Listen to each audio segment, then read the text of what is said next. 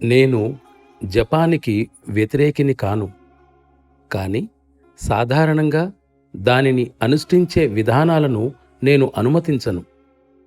అసలు అర్థాన్ని గురించి ఏమాత్రం అవగాహన లేకుండా, సంకల్పాన్ని జోడించకుండా ఏవో కొన్ని పదాలను రామచిలుకలాగా పదే పదే వల్లించటం జపం కాదు.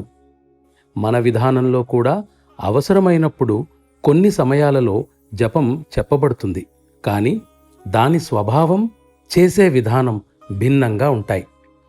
ఉదాహరణకు, సామాన్యంగా చేసే సాధనలో గాయత్రీ జపం అతి ముఖ్యమైన అంశం. కొన్ని సందర్భాలలో ఇతర జపాలు ఉపదేశించబడినప్పటికీ అనేకులు దానిని అనుష్ఠిస్తారు. దాన్ని చేయవలసిన విధానం ఈ క్రింది విధంగా ఉంది. అభ్యాసి ధ్యానభావంలో కూర్చుని ఆ మంత్రార్థాన్ని దృష్టిలో పెట్టుకుని మానసికంగా ఆ మంత్రాన్ని 2-3 సార్లు ఉచ్చరించాలి. అప్పుడు అతడు దాని అర్థంపై ధ్యానించటం మొదలు పెట్టాలి. పదాలు సహజంగానే అతడి ఎరుక నుండి వెళ్ళిపోయి భావం మాత్రమే మనస్సులో మిగిలి ఉంటుంది.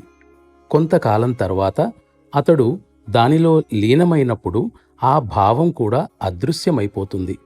అప్పుడు ఆ ప్రార్థనాభావంలో లీనమై ఉండడం తప్ప మరేదీ ఉండదు. అదే సరైన పద్ధతి. ఈ పద్ధతిలో చేసే జపం అత్యున్నత విలువను కలిగి ఉంటుంది. అభ్యాసి యొక్క ఆధ్యాత్మిక పురోభివృద్ధికి అది అపారమైన సహాయకారి అవుతుంది.